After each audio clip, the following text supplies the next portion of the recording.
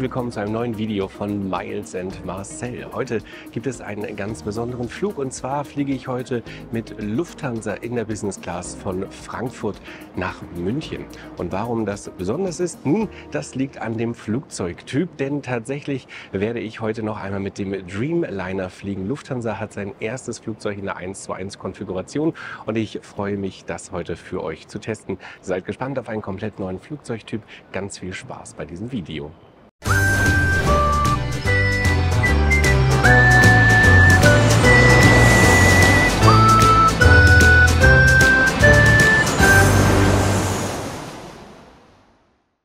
Und wir starten mit einer außergewöhnlichen Anreise, zumindest für mich, denn diesmal ging es mit dem Auto zum Frankfurter Flughafen. Da es für mich an diesem Tag wirklich nur einmal nach München und gleich wieder zurückging, habe ich mich für das Parken am Flughafen entschieden und habe mir das Business Parken gegönnt, das für einen Tag 41,50 € gekostet hat. Dafür parkt ihr aber auch direkt am Terminal und müsst nicht lange nach einem Parkplatz suchen. Die Buchung erfolgt online und anschließend bekommt ihr einen QR-Code auf euer Smartphone geschickt, mit dem ihr dann einfach einchecken könnt am Parkplatz und eine vorgegebene Reihe für euch reserviert ist. Dadurch findet ihr garantiert einen freien Parkplatz und habt nur einen kurzen Weg zum Terminal. Für alle Ortskundigen, ich bin ungefähr Höhe des McDonald's ins Terminal gekommen, konnte dort die Treppen nach oben nehmen und befand mich direkt an meinem Ziel, dem Lufthansa Terminal. Wie die meisten vielleicht wissen, gibt es hier zwei getrennte Check-in-Bereiche, einmal für die Economy Class und der andere Bereich für die Business und First Class. Die SICO hat keine 3 Minuten gedauert. Dank Fastlane war das Ganze wirklich sehr angenehm. Jetzt bin ich schon hier im Duty-Free-Bereich und auf dem direkten Weg zur Senator Lounge, um noch ein kleines Mittagessen einzunehmen. Und dann geht es endlich zum Flugzeug. Ich bin schon wirklich sehr gespannt auf den Dreamliner von Lufthansa und ich hoffe, ihr seid es auch. Am Flughafen erinnert kaum noch etwas an Corona. Die wenigsten Besucher tragen Masken und so ist es auch nicht verwunderlich, dass es nicht nur am Flughafen generell sehr voll war, sondern auch an der Senator Lounge von Lufthansa. Hier gab es sogar eine richtige Schlange und ich musste ein paar Minuten warten, bis ich in die Lounge konnte. Hier gab es dann auch schon einen ersten Blick auf den Dreamliner, der unmittelbar an der Lounge stand. Eine kleine Stärkung in der Lounge gab es natürlich in Form einer Cola Zero und einer Käsebrezel. So gestärkt konnte ich dann auch zu meinem Abfluggate A50 gehen, wo bekanntlich ja nun schon der Dreamliner auf mich wartete. Und hier sehen wir einmal noch den neuen Dreamliner, der, wie wir bei Flightradar 24 erfahren können, gar nicht so neu ist, wie man vielleicht zunächst denken mag. Dazu kommen wir aber noch einmal später. Jetzt erst einmal geht es in den Dreamliner. Als erster durfte ich dieses Flugzeug betreten und ich war sichtlich aufgeregt.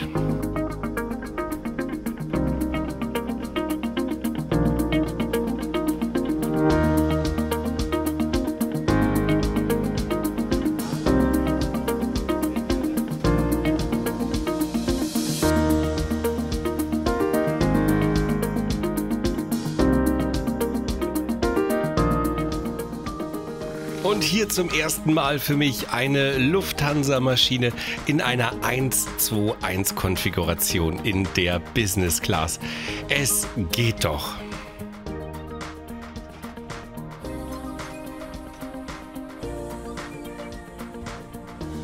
Die Business Class hat 7 Reihen, in der letzten befand sich mein Sitzplatz für diesen Flug 7K.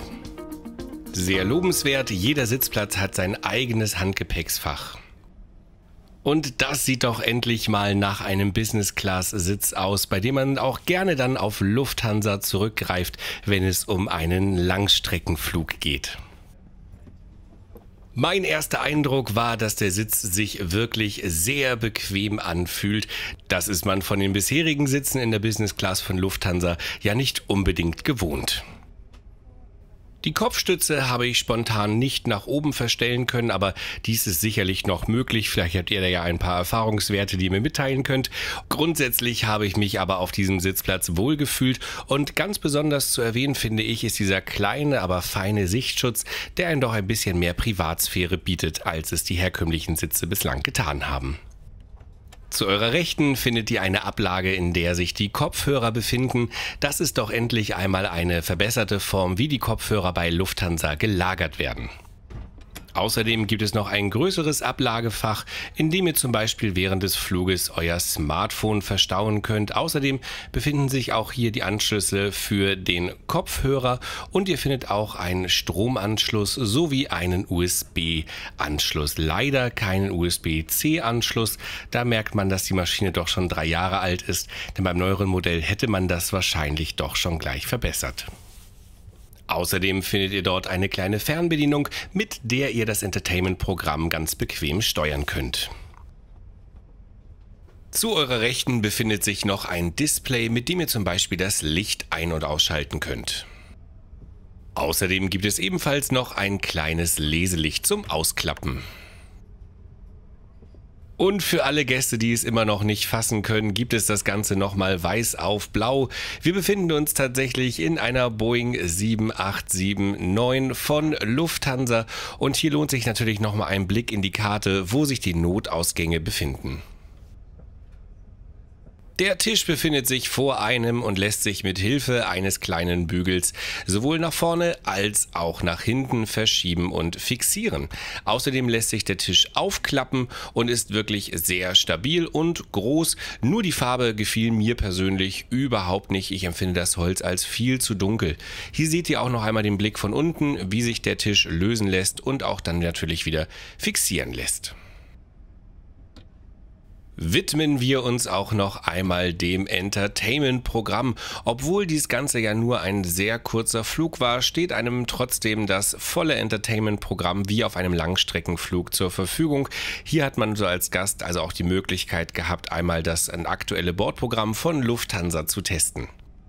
Interessant für mich war, dass Englisch als Standardsprache zuerst ausgewählt war und man Deutsch erst manuell auswählen musste.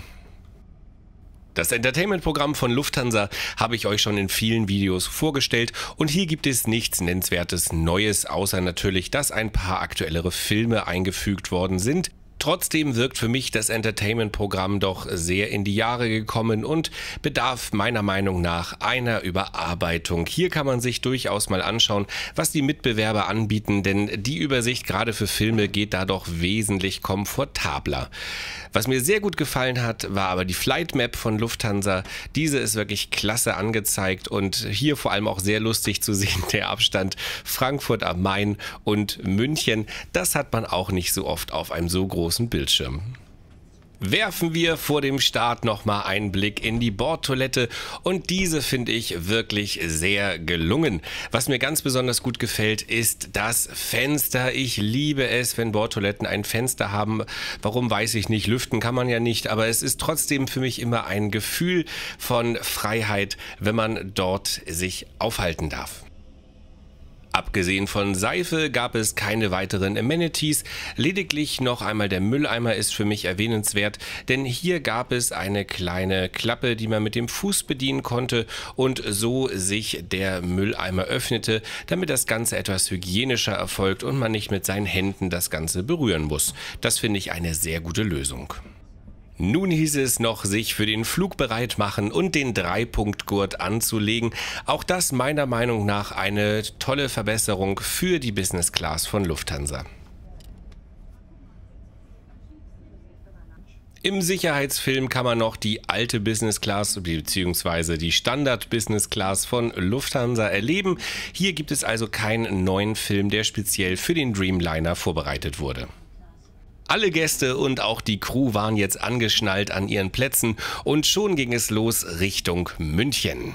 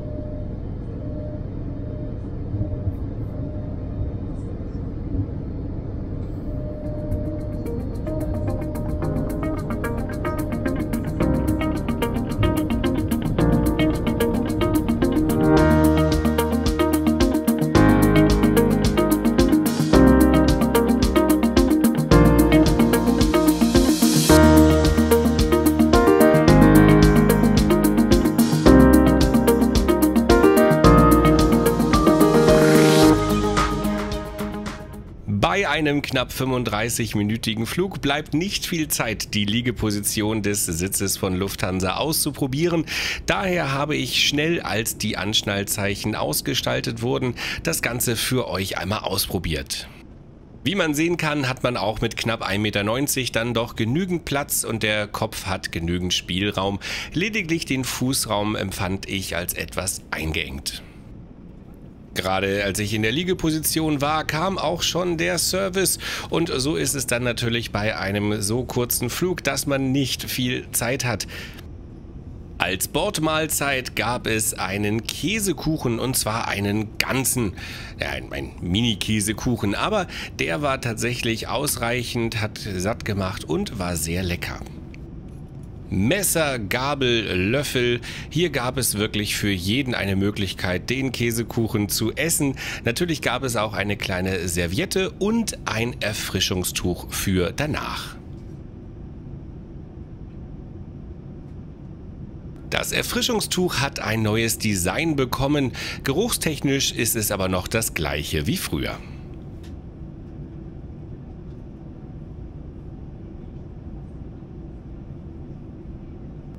Zusätzlich gab es noch einen Apfel oder ein Stück Schokolade zur Auswahl. Für letzteres habe ich mich hier entschieden. Kurz vor der Landung kam dann auch der Getränkeservice in der 7. Reihe an und ich habe noch eine Cola Zero bekommen. Diese musste ich fast auf Ex trinken, damit ich es noch zeitlich geschafft habe, das Glas wieder abzugeben vor der Landung in München. Schnell noch den Tisch in seine Ausgangsposition zurückgebracht und einen letzten Blick in das Board Entertainment Programm geworfen. Neben der bereits erwähnten guten Flight Map gibt es auch die Funktion Pairing. Hier könnt ihr zum Beispiel euer Smartphone oder Tablet mit dem Monitor verbinden und eure Fotos und Videos hier betrachten. Und noch eine kleine Ergänzung zu dem Display rechts neben euch. Hier könnt ihr den Sitz natürlich auch ganz nach euren Bedürfnissen entsprechend einstellen.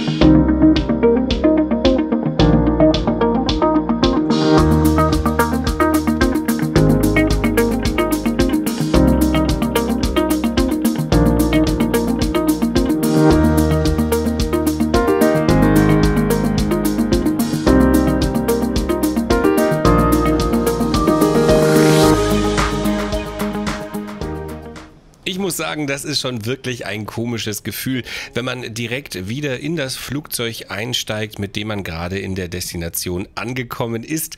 Aber hier gab es ja einen guten Grund, denn ich musste wieder zurück nach Frankfurt. Diesmal saß ich allerdings ganz vorne auf Platz 1K. Hier könnt ihr auch noch einmal die komplette Business Class in der Übersicht sehen. Was mir sofort in Reihe 1 auffiel, ist, dass man hier etwas mehr Privatsphäre hat, denn zu seiner Linken gibt es keinen weiteren Sitzplatz, sondern lediglich Staumöglichkeiten für die Crew. Apropos Staumöglichkeiten, zu eurer Linken gibt es ebenfalls noch Staumöglichkeiten, das hatte ich vorhin vergessen zu erwähnen. In der beweglichen Armlehne befindet sich ein Staufach, groß genug auch für Tablets oder ähnliches. Das Abblenden der Fenster funktioniert im Dreamliner sehr magisch. Auf Knopfdruck verdunkeln sich die Fenster. Lediglich die Leiste hier hat sehr gestört und man kommt sehr schlecht an die Knöpfe ran. Hier kann man doch hoffentlich etwas nachbessern, denn so ist das Ganze doch sehr schwierig zu erreichen.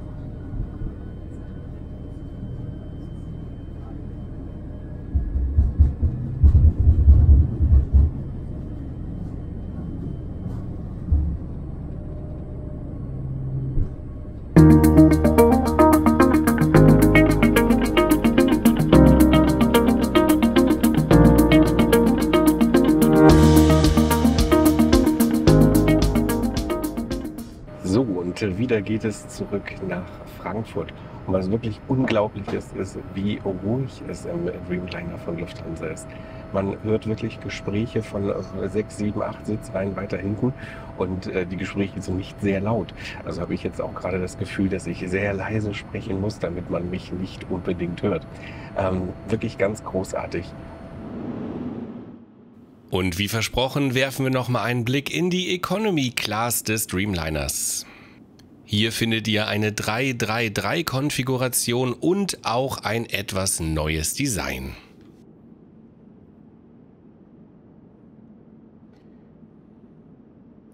Also, mein erster Eindruck ist, dass es für eine Economy Class wirklich geräumig ist. Ich bin knapp 1,90 Meter groß, wie ich das dann mal wieder in den Videos erzähle. Und schaut mal, ich habe wirklich eine relativ gute Beinfreiheit.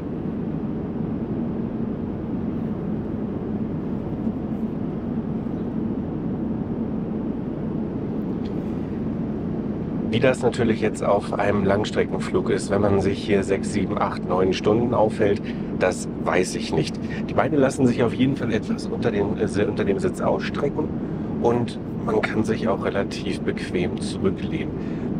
Für den ersten Eindruck würde ich sagen, ist es wirklich ein sehr bequemer Economy-Class-Sitz. Die Monitore sind auch relativ groß für die Economy-Class, das muss man hier mit der Hand als Vergleich. Und das ist doch wirklich mal ein ganz cooler Anblick der Economy Class. Selten hat man so wenig Passagiere hier sitzen. Solltet ihr übrigens Economy fliegen, empfehle ich euch auf jeden Fall die Reihe 27. Hier habt ihr wirklich eine unfassbare Beinfreiheit und könnt mit einem zurückgelehnten Sitz vielleicht sogar etwas schlafen. Lediglich die Bordtoilette direkt nebenan könnte etwas störend sein. Hier auch noch einmal die Premium Economy in einer 232 Konfiguration. Auch hier empfiehlt sich die erste Reihe, um etwas mehr Beinfreiheit zu haben. Ich habe übrigens von einer Person erfahren, dass es diese Flüge noch bis Ende Januar 2023 geben wird, da neue Dreamliner in den Betrieb genommen werden und natürlich die Crews und vor allem auch die Piloten geschult werden müssen. Start und Landung wollen geübt sein und natürlich auch muss sich die Crew zurechtfinden. Daher habt ihr also auch bis Ende Januar 2023 mindestens bis dahin die Gelegenheit, den neuen Dreamliner auf der Kurzstrecke einmal zu testen. Ein wirklich unglaubliches Erlebnis. Das macht schon wirklich Spaß.